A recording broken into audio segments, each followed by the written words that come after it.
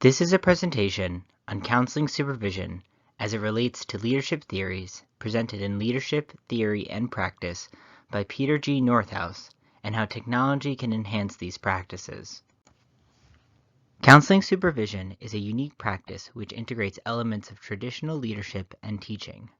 Milne, James, Keegan, and Dudley describe counseling supervision as the formal provision by approved supervisors of a relationship-based education and training that is work-focused and which manages, supports, develops, and evaluates the work of colleagues.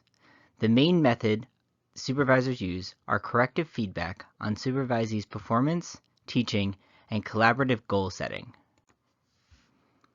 Similarities between supervision and leadership go beyond the fact that both are aimed at training staff and providing feedback for professional development. Much like teaching and leadership, counseling supervision does not have one style. Many of these styles can be directly linked to well-established leadership theories. Additionally, many of the same concerns for leadership are present in supervision. The Supervision Style Inventory, developed by Friedlander and Ward, break down supervision approaches into three categories: task-oriented, interpersonally sensitive, and attractive. Supervisors may employ attributes from any or all three of these styles in their work. The task-oriented approach is similar to that of a teacher and relates well to the directive leadership approach in path goal theory. These styles both support new professionals by being clear and instructive. The interpersonally sensitive approach, where the supervisor acts like a counselor, is similar to psychodynamic leadership. With these styles, there is a focus on the follower or supervisee's feelings and how emotions affect work. The attractive style can also be described as collegiate. The supervisor views and treats the supervisee as an equal. These approaches may be best for more seasoned counselors, as they can look to the supervisor for input but are generally competent at their jobs.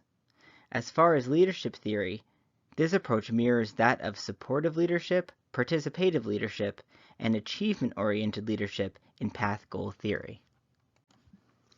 As mentioned earlier, a supervisor may use all or any of these approaches, and with good reason.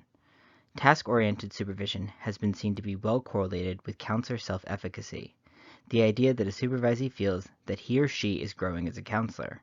Additionally, interpersonally sensitive and attractive supervision have been shown to be well correlated with supervision satisfaction, which in turn helps build confidence in counselors. Situational supervision is a term created by Bedford and Gellert, who describe supervision in terms of situational leadership. That is, supervisors should aim to identify a supervisee's directive and supportive behaviors and use the supervision style that matches. A limitation to this approach is that counselors can experience anxiety and dissatisfaction with supervision if a supervisor incorrectly identifies needs. While this may not affect counselor growth, it can affect counselors' confidence in future work. Gender and cultural differences are important in the counseling field. Addressing these differences in counseling supervision brings more awareness of these issues to supervisees, who in turn will be more likely to address them in their work with clients. Much like other forms of leadership, gender plays a role. Female supervisors are less frequently asked for their opinions and rated less favorably. Additionally, female supervisees are more likely to receive directive supervision. It is clear that in order for female supervisors to develop their supervision skills, they need more opportunities to work with supervisees who are comfortable working with women. And female supervisees need more access to supervisors who are supportive and value their opinions. In a similar vein, multicultural issues affect counseling supervision. Supervision can help challenge biases and improve counselor skills when working with a diverse population. Culturally competent supervisors were able to build stronger relationships with supervisees, which led to higher rates of supervision satisfaction and counselor self-efficacy. The supervision process benefits from culturally diverse pairs, but this may be difficult to arrange with traditional methods in homogeneous areas. Despite all the benefits of counseling supervision, there are groups who have trouble accessing traditional face-to-face supervision. These groups include school counselors, counselors who live in rural areas, and counseling students who are part of distance education programs. Lack of professional development can inhibit counselor growth and may negatively impact their work with clients. Using technology to connect these groups to competent supervisors remotely could be a huge step in providing higher quality counseling to their clients. While the groups of counselors mentioned in the last slide could certainly benefit from connecting with supervisors, counselors who have access to in-person supervision may still turn to computer-mediated communication to receive supplemental supervision. As mentioned, incongruent matches between supervisor style and a counselor's needs can result in dissatisfaction and anxiety. In these cases, counselors can consider supplemental supervision to meet their needs. Additionally, counselors who are hoping to develop their gender and cultural competencies may turn to online supervision to connect with a supervisor who is more skilled in these areas.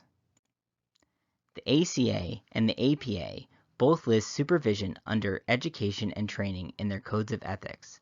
Therefore, any use of technology to enhance counseling supervision can be considered educational technology. Various studies have shown that technologically enhanced or provided supervision has many of the same benefits as in-person supervision. Asynchronous and synchronous communications, such as discussion boards, email, chat rooms, IM, video chat, hybrid classes, video journaling, and recording supervision sessions were all seen as beneficial to the supervision process. Counseling supervision is a prime area for research on the use of educational technology. Computer-mediated communication has the potential to connect willing supervisors with counselors in need. These connections can enhance the work of counselors who struggle to receive supervision, as well as help their clients. This type of supervision can also help counselors connect with more diversity, which increases opportunities to build supervisor skills for those who may be underrepresented in leadership positions. Finally, it allows counselors to find supervisors based on quality connections rather than geographic convenience or employment proximity.